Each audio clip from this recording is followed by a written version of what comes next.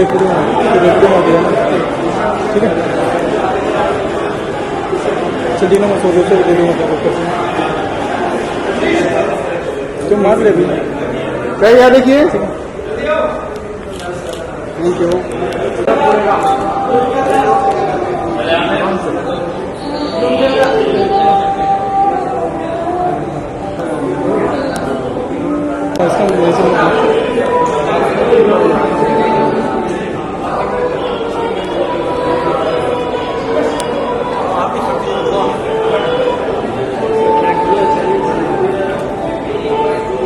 जी मेरे फोटो ले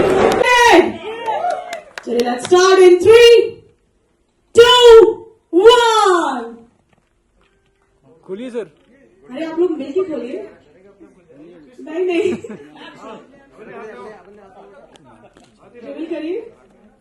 आगे की साइड कर लीजिए, बेटर रहेगा। क्या बात है। तो ये है हमारे दोस्तों का फर्स्ट लुक किस्सा कोर्ट कचहरी का। Thank you so much, thank you for coming. एक बार फिर से हमारे स्टार कास्ट, हमारे प्रोड्यूसर और डायरेक्टर के लिए एक बार जोरदार तालियां। अच्छा ट्रेलर से पहले तो मेरी एक बार हमारे डायरेक्टर सर से एक क्वेश्चन है, माइक प्लीज दे दीजिए। पहले लीजिए, पहले सर के लिए तालियां। मल्टी डायरेक्टर काम किया, डायरेक्टर भी बोला, राइटिंग भी की, स्क्रीन भी होती है। तो यही फिल्म क्यों चूज करी थी आपने? एक्चुअली ये स्टोरी एक रियल बेस्ड स्टोरी है और जब इस स्टोरी के बारे में मैंने न्यूज में देखा, मैंने पेपर में देखा, तो मुझे लगा इस पर एक फिल्म बनानी चाहिए क्योंकि ये एक आम लोगों की जिंदगी की कहानी है। बहुत बार क्या होता है ना कि कोई ऐसा चीज होता है जिसको लोग जानते भी नहीं है और वो चीज होकर गुजर जाती है, लेकिन ये एक ऐसा चीज था जो मुझे लगा कि इसके बारे में लोगों को पता होना चाहिए कि हमारे समाज में कुछ इस तरह के भी लोग होते हैं और हमें जागरूक होना चाहिए इनके समाज के प्रति, अपने देश के प्रति। इसलिए मुझे लगा इस पर फिल्म बनानी चाहिए। क्या बात है, सर के लिए एक बार जोरदार तालियां। Thank you. मैं डायरेक्टर से तो पूछ लिया, मैं प्रोड्यूसर सर से पूछना चाहूंगी। सब पैसा बड़ा इम्पोर्टेंट होता है, कितने लोगों के लिए है यहाँ पे इम्पोर्टेंट? सबके लिए। देखा इस पे बड़े रिस्पॉन्स आए सबके। पैसा सबके लिए इम्पोर्टेंट। तो जब आपको स्क्रिप्ट सुनाई गई तो आपने क्यों पैसे लगाने के लिए हाँ कर दी? इम्पोर्टेंट चीज तो आपने करी है। मैम पैसे से भी ज्यादा इम्पोर्टेंट पैशन होता है। क्या बात है, वाला सर ने बहुत बड़ी बात करी। Passion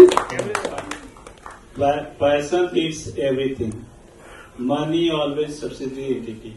I know the money is a precious entity for all of us, but the person should make passion is the primary entity and everything goes on secondary entity. वाह वंडरफुल सर, सर के लिए एक बार जोरदार तालियां। बहुत बड़ी बात करी, कम उन्होंने बता दिया। पैसे मैंने ऐसे में लगाए हैं, तो पैसा इम्पोर्टेंट नहीं है। और स्क्रिप्ट दीजिए सर को, सर बनाइए फिल्म में। हम तो चाहते हैं सर आप बनाए फिल्में आगे बैक टू बैक। आपके जैसे प्रोड्यूसर्स की हमें जरूरत है, बिकॉज इस तरह की जो कहानियां हैं उनके लिए प्रोड्यूसर्स बड़ी जल्दी से हाँ नहीं करते हैं। सबको कमर्शियल सिनेमा ही चाहिए होता है। तो इस तरह की कहानियां जब तक ऐसे प्रोड्यूसर ऐसे डायरेक्टर नहीं आएंगे, कहानियां हमारे समाज के सामने नहीं आएंगी। So thank you so much sir, you can say thank you. इनकी एक बहुत अच्छी लाइन है, वो बोलूंगा उनको कि सिनेमा के बारे में। सिनेमा सर प्लीज बोलिए, प्लीज प्लीज मैं चाहूंगी। अजय ऑफिस में बोल रहे थे, वो जो ये मान लेंगे आप बोलेंगे। हेलो ये उनके बोलने से पहले उनकी मुस्कान के लिए एक बार तालियां बजा दो। बड़े स्माइलिंग फेस है सर का। सर आपको खुद एक्टिंग भी ट्राई करना चाहिए। जी बताइए। अगर कैमरा मेरे आंखों में होते तो मैं पूरा फिल्म टीवी पे चला देता। क्या बात है, मुझे लग रहा है आप राइटिंग में इनको साथ रखिए, काफी अच्छा बोल लेते हैं sir. So thank you so much, thank you. Let me clear the things. Yes.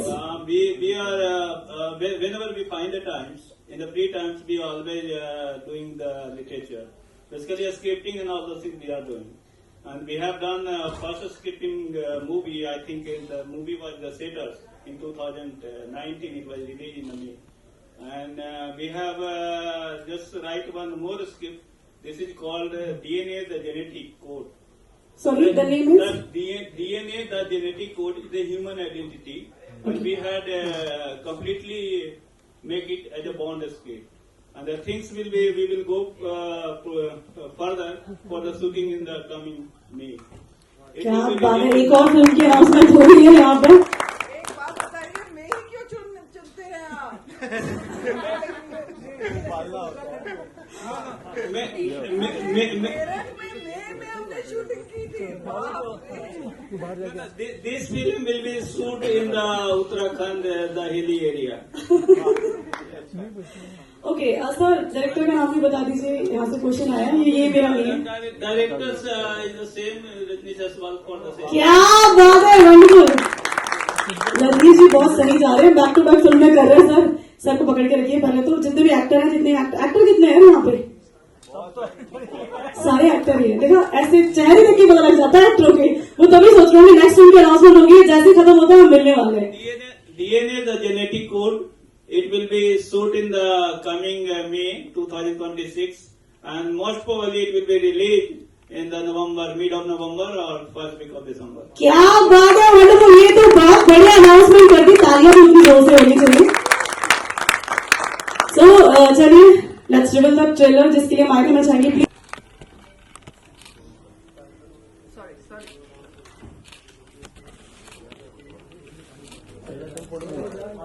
Thank you so much everybody, और थैंक यू त्रिलोका। किस्सा कोट आ रही है बस।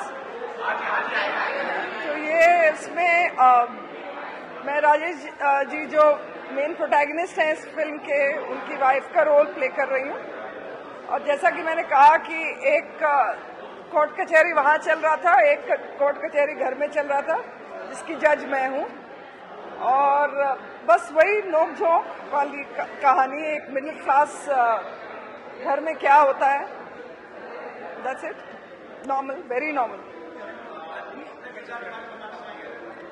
जी, मैं पूजा का कैरेक्टर प्ले कर रही हूँ, जो कि ये बिलीव करती है कि अगर एक वाइफ को जो इंट्यूशंस आते हैं वो बिल्कुल सही आते हैं। और मतलब ये जो स्टोरी है ये एक रियल इंसिडेंट्स पर बेस्ड है, एंड कैसे ये अपने पति को इंसाफ दिलाने में साथ देती है। तो ये पूरी कहानी वो उस इंसाफ के ऊपर डिपेंड करती है। एंड या द स्टोरी रिवॉल्व पूरा ये रिवॉल्व अराउंड ये होता है कि कैसे आप मतलब जो सच है वो कभी छुपता नहीं, वो हमेशा बाहर आता है। सो या जी सर, किरदार एक लाइन में है जी, इन सबके दुख के सुख के कारण हम ही हैं। हम दोनों बाप बेटे ही हैं। और एक शब्द में खत्म करूंगा बात अपनी, मस्त है, मलंग है, थोड़े से दबंग है, दुनिया की परवाह किसको, हम खुद को बहुत पसंद है।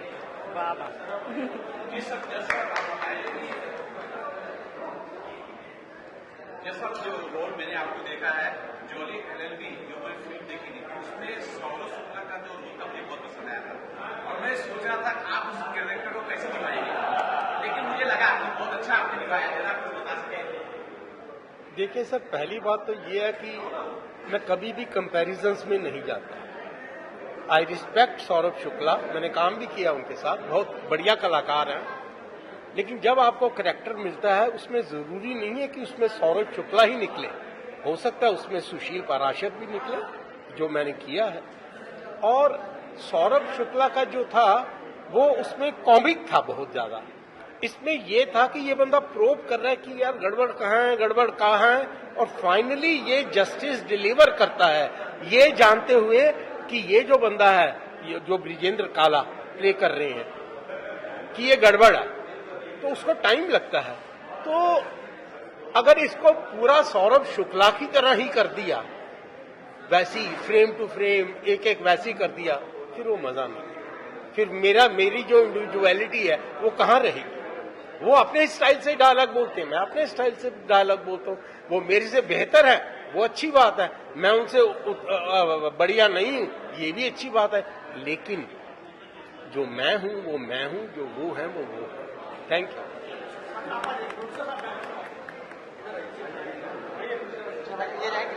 जानना चाहूंगा वीरेंद्र काला जी को और हमारे बाकी एक्टर को जो आपने लिया है, बहुत शानदार इसकी कास्टिंग हुई है, जो मैंने देखा बहुत अच्छा लगा। जब कास्टिंग के बारे में अगर बता सके। कास्टिंग तो रजनीश भाई कर रहे थे ना, डायरेक्टर साहब कास्टिंग कर रहे थे। डायरेक्टर साहब आप इसका जवाब दीजिए। डायरेक्टर साहब इसका जवाब देंगे। सर, जो कास्टिंग हुई है बहुत शानदार हुई है, बहुत अच्छे कैरेक्टर आपने लिए। अच्छा रोल सबने निभाया है। जज साहब का रोल भी पसंद है मुझे और बाकी सबका भी पसंद है। तो लोकेश जी का कैरेक्टर बहुत पसंद है। सर कास्टिंग के बारे में क्या बताइएगा? देखिए, कास्टिंग के लिए आप लोगों ने काफ़ी मेहनत की, करीब 6 महीने हम लोग का ऑडिशंस चला है कास्टिंग के लिए। और जहाँ तक सर की बात है ना, जब मैं जज का कैरेक्टर को फाइनल कर रहा था ना, तो सौरभ शुक्ला का मेरे अंदर की इमेज बैठा हुआ था। तो जब सर से मैंने पहली मीटिंग की, नरेशन किया, मैंने सर को बोला कि सर हमें सौरभ शुक्ला नहीं चाहिए, आप मुझे कुछ अलग करके बताइए। सर ने बोला कि रजनीश तुम मेरे ऊपर छोड़ दो, मैं खुद इसको कभी भी सौरभ शुक्ला से कंपेयर नहीं करना चाहूँगा। उसका जब सर ने पहला एक नरेशन के बाद जो पहला रिएक्शन सर का आया ना, उससे मुझे समझ में आ गया था कि हमें जज जो है ना कानून कुमार मिल चुके हैं। एक चीज और बहुत अच्छा था सर, स्क्रीन प्ले बहुत शानदार है जो सर आपने लिखा है, क्योंकि स्क्रीन प्ले बहुत मायने रखता है। हर एक सर का डायलॉग बहुत अच्छा था, सर का डायलॉग अच्छा था, हर एक के पास एक अच्छा डायलॉग ज्यादा, मैडम के पास बहुत अच्छा था। स्क्रीन प्ले के बारे में कुछ अगर बता सकेंगे सर, किस तरह से न्याय इस तरह से देखिए, अगर इस कहानी की बात करूँ ना, तो मुझे करीब 3 साल लगे हैं इस कहानी में। 3 साल लगे मुझे इस कहानी को कंप्लीट करने में। स्क्रीन प्ले में बहुत सारी चीज़ें थी जो मुझे लगता था कि इसको डालूं, इसको नहीं डालूं। अगर देखा जाए तो मुझे लगता है करीब करीब हमने इसका 25th ड्राफ्ट बनाया, 25वें ड्राफ्ट में जाकर कहानी हमारी फाइनल लॉक हुई थी। और ऑन दिस सेट कुछ नीलू मैम की तरफ से इम्प्रोवाइज होता था, उसको हम लोग ऐड करते थे। सर की तरफ से इम्प्रोवाइज होता था। कृष्णा ने बहुत सारे अपने पंचेस डाले, लोकेश भाई ने बहुत सारे पंचेस डाले। लोकेश भाई मेरठ से बिलोंग करते हैं, वहाँ का जो न्यूसेंस होता है, वहाँ का जो टिपिकल टोन होता है, उन्होंने मुझे बताया कि सर ऐसा कर सकते हैं। तो ये सारे कंबाइंड हो गए ना, वो एक पूरी तरह से खिल के आया है। अच्छा, आप सर आप दोनों अगर बता सके, डीएनए की जो चर्चा चल रही थी, डीएनए की मैंने फिल्म के बारे में बताया, किस तरह की फिल्म होगी, अगर हमारे दर्शक जो जान जाए, जो देखना चाहिए। अब basically DNA,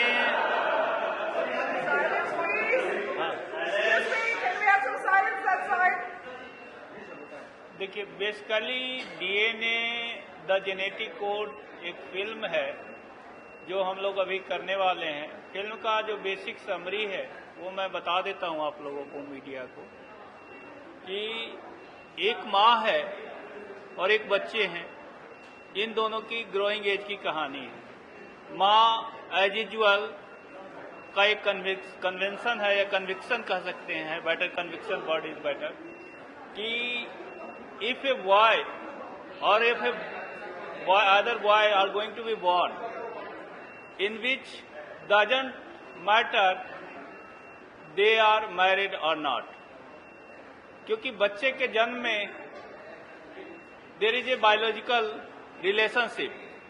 Marriage gives you lots of societal, मतलब कह सकते हैं सोसाइटी में सिक्योरिटी की भावना देता है। तो if your marriage and if you have a kids, everyone say that it is a legitimate child, but here is everyone says that it is illegitimate child because there is no marriage happen. तो problem तब हो जाती है जब society उसे accept करने के लिए तैयार नहीं होता है। वहां पे प्रॉब्लम से आती है, मदर्स को मतलब बहुत स्ट्रांग बिलीफ है कि एक बच्चा है और एक माँ है, तो उसका बेबी है और उसका माँ है, no matter how the relationship was there. ऐसे बहुत सारे बॉलीवुड हॉलीवुड में I think there are 68 movie जा चुके हैं इस पृष्ठभूमि पे। दिस इज समथिंग डिफरेंट कि एक ग्रोइंग एज में जो सोसाइटी का टॉर्ट इशूज होता है और ग्रो करने होते हैं बच्चों को, और उसको आगे सर्वाइव करना होता है। तो यहाँ पे एक प्रॉब्लम ये आ जाती है कि बच्चे के सर्वाइवल में बहुत सारे कष्ट होते हैं। If you are basically if you are a poor, if you don't have a resource and don't have a money, you can not sacrifice and give a proper life of a kids. तो उस cases में ये scenario बढ़ते जाता है and वहाँ पे एक फाइनेंशियल इश्यूज बहुत ज्यादा रहते हैं। लेकिन प्रॉब्लम तब आती है जब लोग ग्रीडी होते हैं। हमारे सोसाइटी बहुत ग्रीडी है, तो उसी पे बेस्ड है। और वो कंक्लूजन ये होता है कि at the end the child once kids are grown up and I think at the age of 18 और 19 he has need to figure out who is his father. Under that circumstance there is a concept DNA. तो mother the story back में जाती है, फिर 15 साल पहले जाती है if something happened with someone, so under that circumstance, how to identify who is your father? Mother basically doesn't know who is his father. So under that circumstances, DNA come into the picture. Lots of courts and kachari come into the pictures, and there is a character called Dafar Vakil. Dafar Vakil is a totally innocent. They have a degree, but the degree has been purchased on the payment basis. They don't know how to write and how to file a writ petition into the High Court for this upcoming journey. But the problem is that DNA identification is too tough. If someone become an IAS officer, someone become like a politician, someone become like a judge, and if something illegitimate relationships are there, everyone fear about, the truth are going to be revealed with these cases are going on in the media platforms.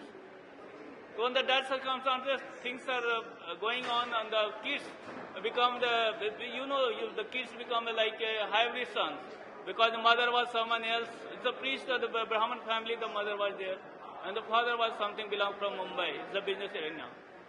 So under that circumstances, the kids later on go to the Harvard, and they had obtained a degree of MBA in finance, and they were work in the United States of America in JP Morgan banks. Once he come to local Indian platforms, तो जो father था, मतलब ये parallel में DNA चल रही है और दूसरी में वो बच्चे का growing age चल रहा है, उनकी education चल रहा है, तो problems यहाँ आ जाती है कि जब वो इंडिया आता है तो they are very much capable to fight all the sacrifices and fight with all the battles whatever he had in the past. तो जब वो आते हैं तो फिर उसके जो father है, they are greedy, they wanted to launch his son like a CEO of his company. वो CEO को लॉन्च कर मतलब अपने नए CEO ढूंढ रहा होता फादर बेसिकली, तो वो लॉन्च करने के लिए उसको मतलब पढ़ाता लिखाता है, लेकिन जो सन है ही वाज क्वाइट कह सकते हैं कि बहुत ज़्यादा एम्बिशियस था, and he thrown everything on their head. तो उस केसेस में प्रॉब्लम तब आ जाती है कि इस चीज़ों को कैसे कैप्चर किया जाए. तो DNA जो वन पार्ट और second part is their kids journey and Harvard. तो इस फिल्म की जो समरी है वन लाइन में समरी कर सकते हैं. If you are born in a poor family in which you doesn't have any roles but you are going to be die with the poor, in that cases you have only role कि आप मरना भी मतलब गरीबी में, उसमें आपका जिम्मेदारी है. तो a poor kids like a those people who belong to क्या कहते हैं पुअर झोपड़ी वगैरह में जो रहते हैं slum area, they also have a thought, they also have a human being, they also have a ambition. तो everyone can be fulfil their ambition with hard working nature and dreaming. Dreaming is equally important for those people who wanted to make their journey across the global arena. तो यहाँ एक गरीब बच्चे का Harvard से graduation कराना और उसके बाद वो एक अच्छा मुकाम पे पहुंचे, इस फिल्म में टोटली है.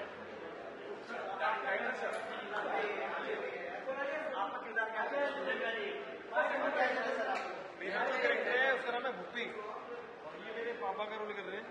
तो एक होता है ना जो कैरेक्टर के बारे में होता है कि मेरा बाप जानता है कौन है, तो वही मानता है भूपी कि मेरा बाप कौन है, जानता है मेरा बाप ये है जिसके दम पे मैं कुछ भी करता हूँ. तो पूरा कहानी में ट्विस्ट आता है. 17 मार्च को मालूम चलेगा. अभी से पूरा 13 मार्च को.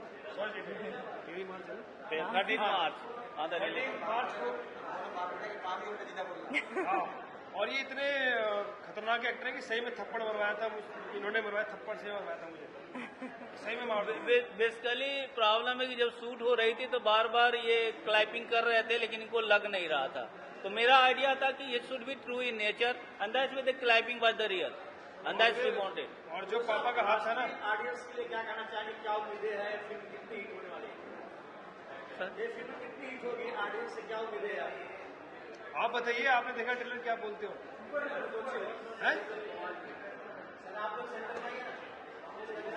रजनीश भाई ने ऑफर की थी और अरुण सर से जब मैं मिला था तो इन्होंने बोला था एक रियलिस्टिक फिल्म बनाने जा रहे हैं, और धर्म जी मैं चाह रहा था कि इसके रियलिस्टिक अप्रोच के साथ शूट किया जाए.